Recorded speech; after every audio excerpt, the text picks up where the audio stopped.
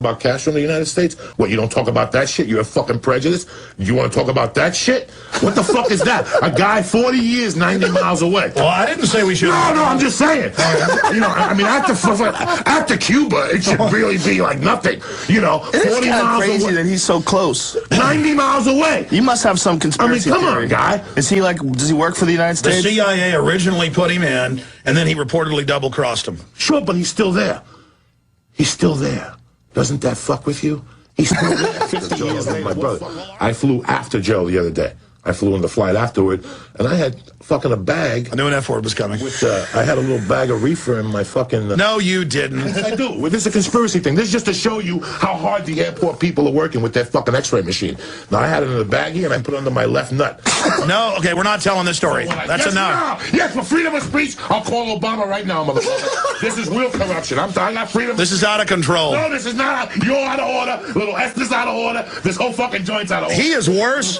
Hold on, he is worse than Avi Bravo. Much worse than Don't bring. I love him, but don't bring this monster in here. I was in here. It's like a crazy Fred Flintstone. I want honesty. I'm giving you honesty. So your viewers know honesty and your people know honesty. I don't want. Okay, we're looking for the truth on this show. This is about the truth. It's got a point. I got there and I had baggy clothes on and I had a belt on. They said, because you have baggy clothes on, they didn't know I lost 100 pounds. They said, we're going to put you through the x-ray machine. I'm standing there sweating bullets with this baggie under my fucking left that's nut. enough. Because Stop. my left nut's bigger than the right nut because I'm a righty. Stop. A lot of people don't know that. I thought I had cancer for a couple of weeks. You know, the opposite hand is always like bigger than the Satan is left. in the control room. Listen to me. So I'm standing with my legs open with this weed stinking. Like Rodney Dangerfield. Listen, stop fucking Rodney. I had this weed that was stinking up a storm, not to mention my balls. I'm sweating now because I'm going to go to jail tonight. And all of a sudden the guy goes, he's clear. And he shook my hand. I'm like, my taxpayers are hard about his. I'll say fuck, but I will not fucking rob you. If I need something, I'll ask you like a man. You're a good guy.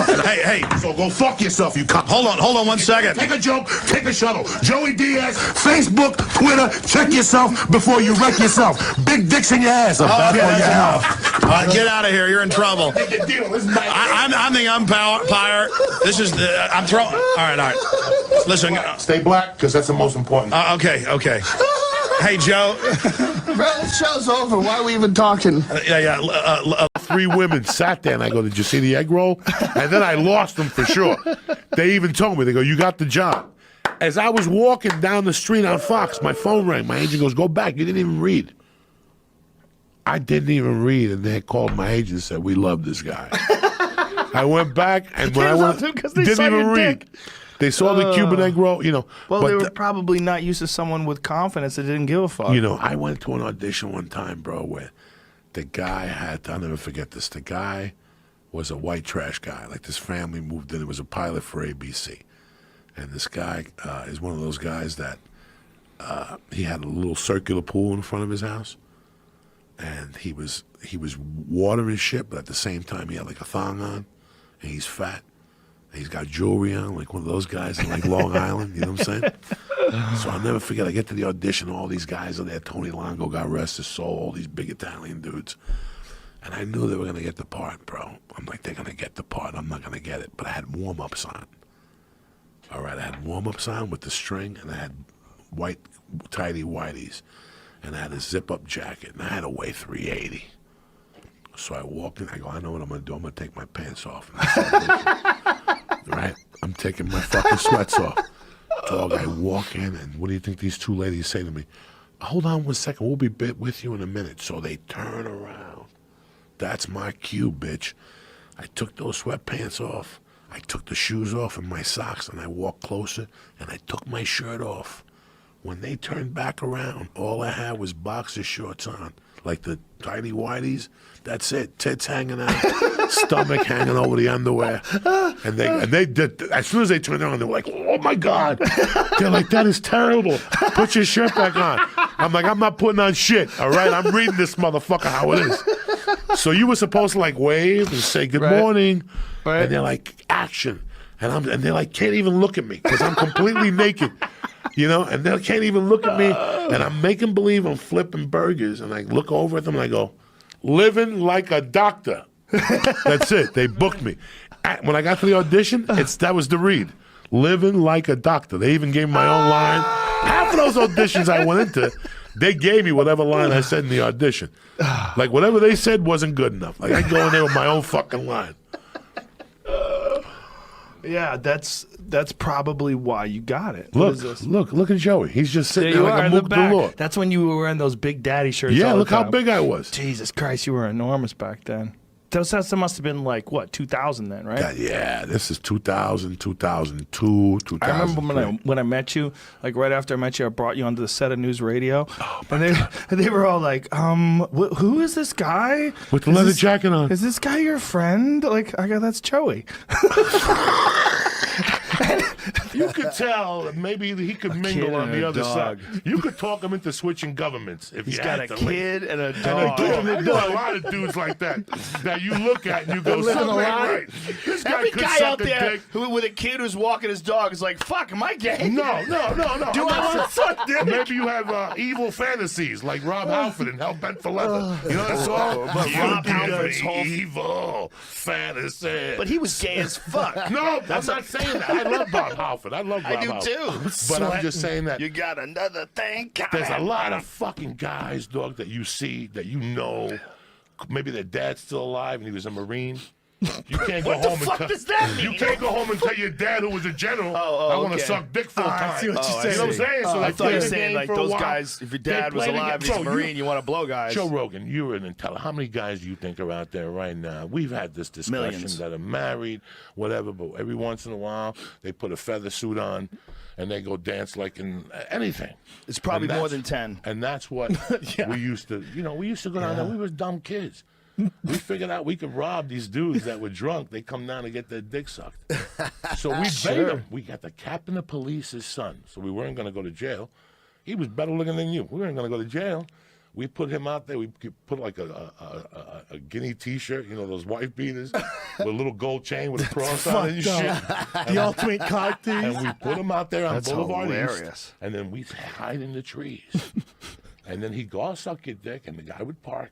And then he'd walk him back. And right before I went to get that one knee, I come up with that straight right kick, John Jones to the fucking nutsack. God damn, You go Joey. down. We're in the trees. We're hiding in the trees. We fucking fly down from the trees. And we just bam, bam, bam. We take your money and we run. We're 16 guys. Nobody fucking knows what's right and what's wrong. Not that young. My mother. No. Perfect guy And to I was- rob. Who's the and guy? I The guy's was- not going to the He's cops. not going to the cops. And you got to remember, my crew was the third crew on. There was a crew from 64th Street. They were not only robbing you, they were taking you to your house. I had friends that were in high school that actually were setting you up. Yeah, let's suck your dick. And then they put you back in your car and go to your house and rob you. We were the light crew. We were just going down there peppering you with a few shots and running away with you. Nobody getting their dick my sucked. point about the story was there was one time where Well, I got beat up. I went down there by myself. You went, you I went went down there there by myself. I had the Yeah. Knicks minus the 8.5, and I only won by 8. So I got caught by the hook. And I called my buddy, and I go, dog, we lost. And he goes, I'm with my girlfriend. But at the time, I was yeah-yoing it up. I'm hanging out with my buddies. We're hitting the bag. I go down there. I go down there, dog. I'm from Jersey. They ain't gonna do nothing to me. This dude lit me up. It could have been Nunez's uncle.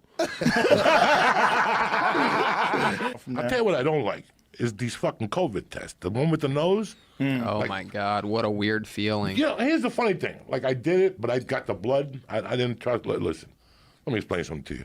You don't want to put a cotton swab in my nose, dog. What happened? I got angel dust, coke, THC crystal, animal tranquilizers, asshole dust, fucking pubic hairs. I smelt Newark in the summer. What haven't I smelt?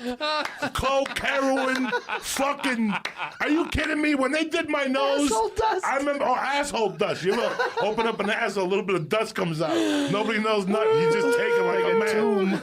Like, I remember when I woke up, Dr. Line was jizzling my nose, and the sparks were coming out of my nose and shit. I still got coke rocks in those glands in there. So you stick a cotton swab in there, and they're gonna fuck it up because they're making mistakes, right? So some grandmother's gonna go, you didn't test positive for COVID, but you need treatment. Like, you need help. You got like 10 kilos in your fucking nose. Who would go for that fucking stupid test and wait online and sit for 10 hours with 80 fucking thousand people? Well, the new one, they barely go inside your nose. They just go, they used to have to go deep up into your nose, but now they just go into the opening. It's not that bad. The new one's not that bad. It's like, you ever thought about this? We've never discussed this. This young generation, no dick. And I did the fucking research. When I was growing up in the 70s, you got a thermometer in your asshole. Yes. They used to put a thermometer in your asshole. Think of the result of what that did to people. If we go backwards, we're going to see how many people are gay because for years they were getting a thermometer put in their asshole. By the time they're 16, what difference does it make? You been putting a thermometer up my ass. You know how many times that I don't doctor... think that's how it works. The thermometer, it was the creepiest thing, people, okay? You went to a doctor, he'd tell you to bend over. Like, you'd be burning up. You'd have one of those COVID fevers. He'd tell you to bend over. He'd dip the thermometer in Vaseline, and he'd stick it in your ass for like a minute. And you had to sit there with a fucking thermometer in your ass and look at him, like make eye contact and talk to him. Then he would take it out, wipe it, and then go like look real close. And tell you you're 91.1. You don't remember a thermometer in the ass, Joe Rogan? I remember them. You think about that shit. I remember them in the mouth, too. Well, Yeah, I always under the felt tongue. weird about that because you have this metal fucking rod in your mouth. Under the armpit, too. Really? Never That was felt one for a while. It's hard to believe, right? That's the best part of comedy. I don't give a fuck when anybody tells you standing ovations, selling tickets. The part of comedy you're going to remember is when you were with Brody Stevens in a car with Josh Wolf. And I got Brody in the back tied up in the fucking back in the Volvo. And I'm doing 100 with his car. And he's yelling, "Stop it. Normal people do not live like this." Every time I see Brody, I give him a hug now. I bumped into him in 94. I kidnapped him in 87. I bumped into him in 94 and I bought coke from him. Right? And he was all fucked up on Pearl Street down in Boulder. And then he never remembered. I think he blacked out. That's how bad a shape he was in. I asked him, not this time, though, the time before, I asked him, "Do you remember me buying blow from you?" He goes, "I remember seeing you and I remember hating you the next day. I couldn't believe I didn't knock you the fuck out because I caught him off guard. He was at a bar all fucked up. I'm like, "You gotta sell me some blow." He's like, "Look who's here." The guy who kidnapped me. The guy who kidnapped me. But I called him You last bought week. blow after you kidnapped him and before you apologized for kidnapping him? 6 years later, yeah, I saw him at a bar on Pearl Street. Did you even say, "I'm sorry I kidnapped you"? Not that night. I just gave him a hug and asked him if he knew where I'd get some blow and shit. Not that And he night. gave me a hug, and I always thought about him. And when I apologized, I felt really bad. And I talked to him the other day, and he started telling me he's 50. He lives with his mother. He had a heart attack. You know, I could tell when I talked to him, and there's pictures on Facebook that he had a stroke. You know, that was all from the blow, bro. Sometimes when he calls me, and I could tell he's drinking. You know. Mm-hmm.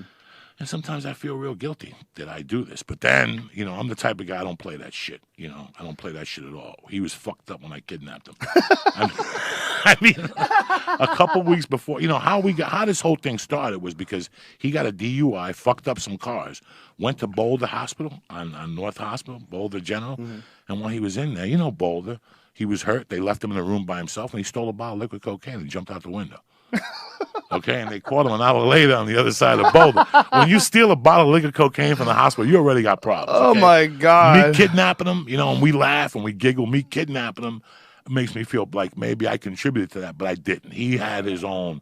Brock Lesnar ain't coming back. Brock Lesnar ain't never coming back. Well, he's not going to come back and fight for a world title right away. But he ain't You gonna don't come think so? back, bro. No. I think he'd be the That only was the way. biggest embarrassment of the Lord, fucking that would year. be crazy That was for the them. biggest fucking embarrassment of the year. Why would that be? Embarrassment, bro. What was embarrassing? Just embarrassing him against Mark Hunt. They knew he was on the juice. He went in there loaded to the gills. It was just an embarrassing Get up, fucking Joey. thing. It was an embarrassing thing for everybody. And Mark Hunt had every fucking right to be mad. They put him in there with a guy that's coming off rocket fucking fuel. That dude just don't eat D-ball. Look at the size of his fucking head.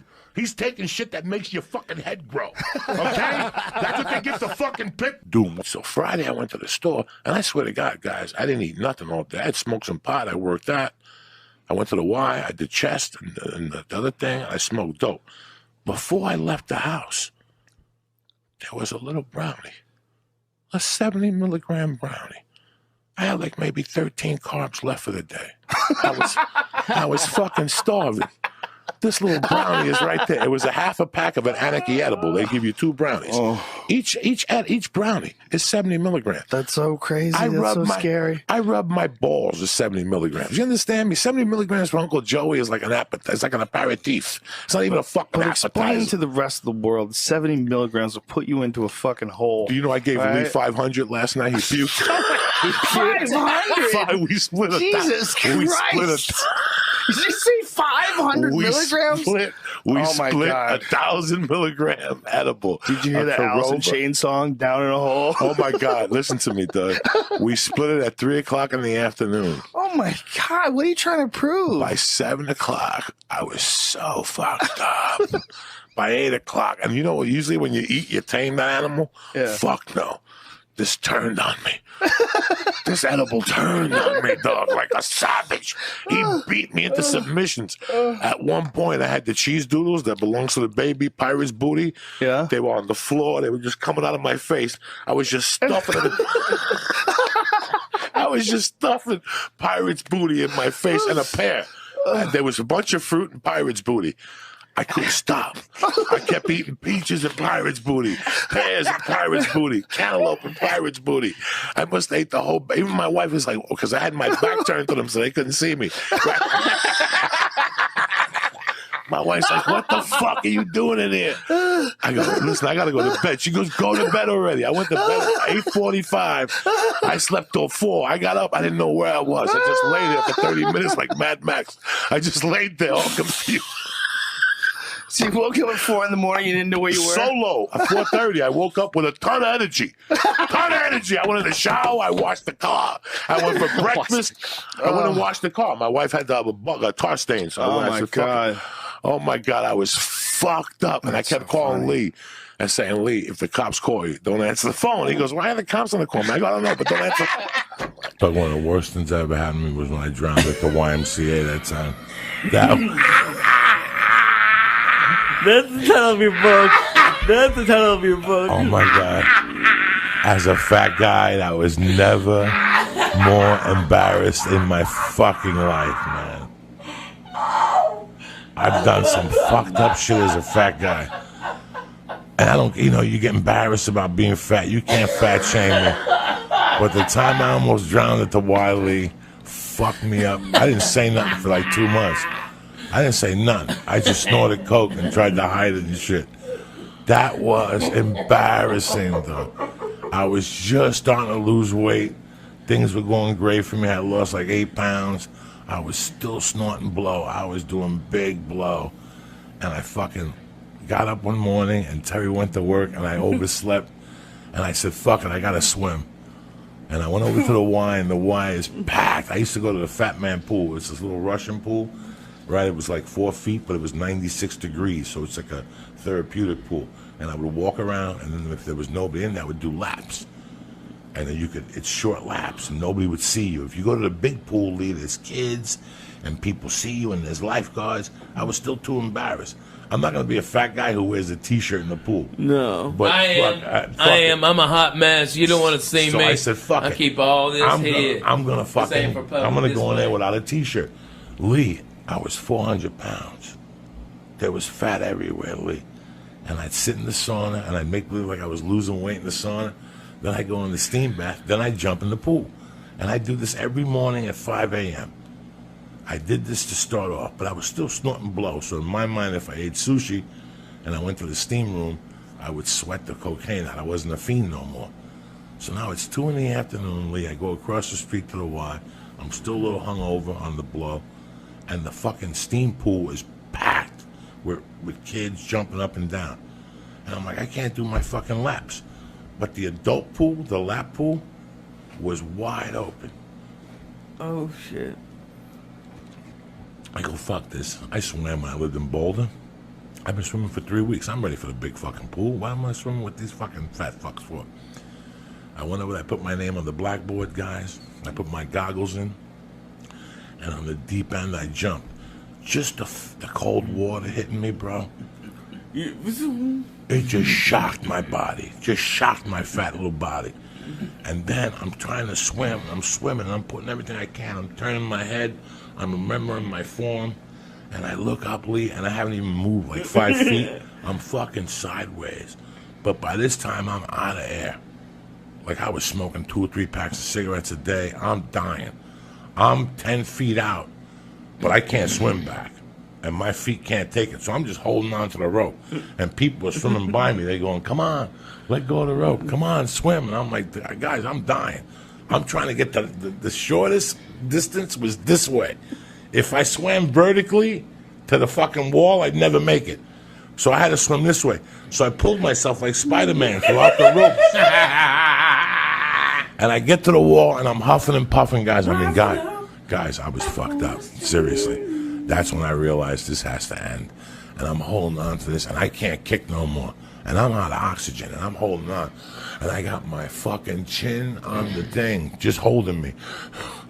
And some kids are like, Mister, are you okay? And I'm like, no, I'm not okay. Help me. And they're like, come on, pull him out. And all these little kids get together, these little Mexican kids, and they're trying to pull me out, and they can't pull me out. They're like, 1, 2, 3, pull. And they're pulling. I'm like, and I'm turning purple, Lee. I mean, Lee, I'm not breathing. I don't even know about breathing through my nose. I'm starting to panic. People are starting to circle and look around. And these little kids can't pull me out. They're like, fuck it, ring the buzzer. And they ring this buzzer. And it's going, rah, rah, rah. And all of a sudden this chick gets on the thing and she turns this thing around. And they're actually going to make me, listen to this, they couldn't get me out. So they were going to fucking drop a hoist into the pool. And they wanted me to swim into it. And then they were going to pull me out like a fucking whale, like orca. And by this time, there's 50 people watching me. You have any idea, Lee, how embarrassing that is? I got tits, they're by my stomach. Lee, I'm purple. And they're like, swim to the middle. That must have sucked. Get to the middle, and go in, and we'll drop the hoist. And the hoist will pull you out, and then we'll bring you to the side. Lee, by that point, I'm so fucking embarrassed. And now, out of the corner of my eye, I see ambulance tech workers running in with a fucking mattress like I got shot in Vietnam. And something made me put my fat little foot over. I just went, and my fat foot got over, dog. Oh my God, that thigh must have weighed 1,000 pounds. And I fucking pulled myself up and I rolled down like orca. I just rolled down to the pool. I got up, and I got up right in time. As I went through the fucking door, the 3 ambulance workers were running in. They're like, where is he? Like, that's him. And I just walked right past him, dog. Because rule number 1, don't stop and don't sign nothing. You don't need to get checked out. Mind your business. You're fine. You know, as long as you get to your car.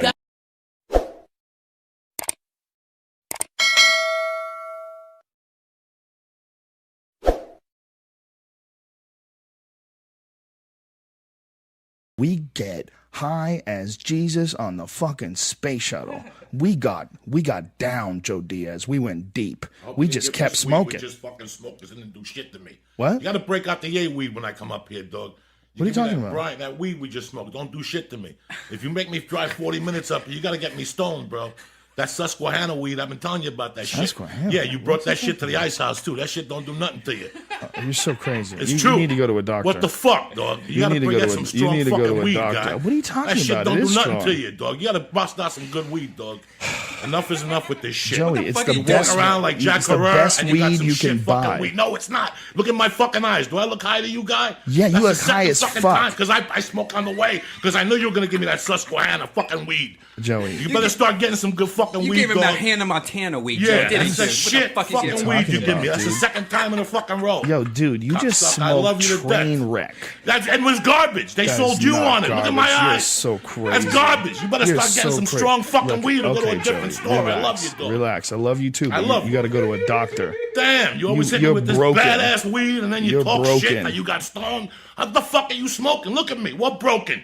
Joey, what fucking broken? what are you hit me with this what are you talking terrible about? weed. Let's do this, bro. We're here, motherfuckers. Brian, Uncle hold on. Joey's here. Brian, how high are you right now?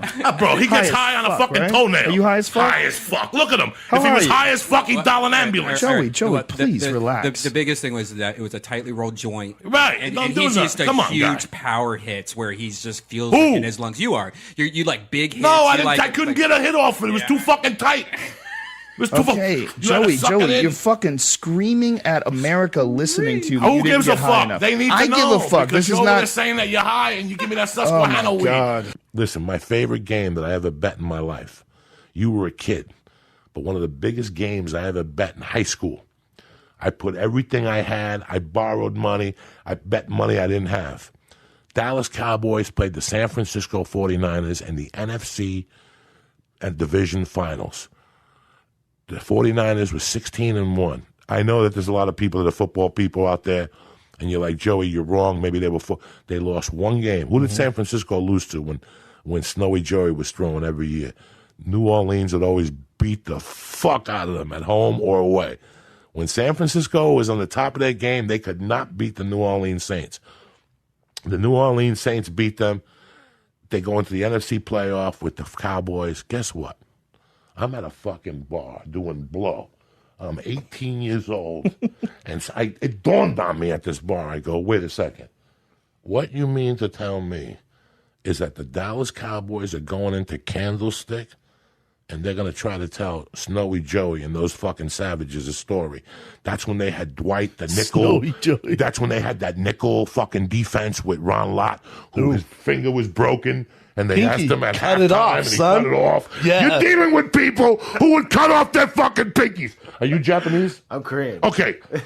Japanese people, I they know cut about their that. fucking pinkies off. Yeah. Like when they fuck up, you fucked up. You Dishonored. Dishonor. They cut their pinky off. A brother cut his pinky off during a fucking game. And you're going to look me in the face and tell me that the Dallas Cowboys are going to go into their field and beat them by one. And I remember there was a kid who hated me.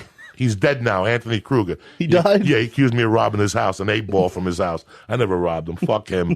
Fuck him. I don't give a fuck. He's dead, bro. He's dead. Fuck him. Let him roast in hell for selling blow. So he was a big Cowboy fan. And he kept trying to, he was a tough kid. And he kept going, what if the Cowboys win? Can I beat the fuck out of you?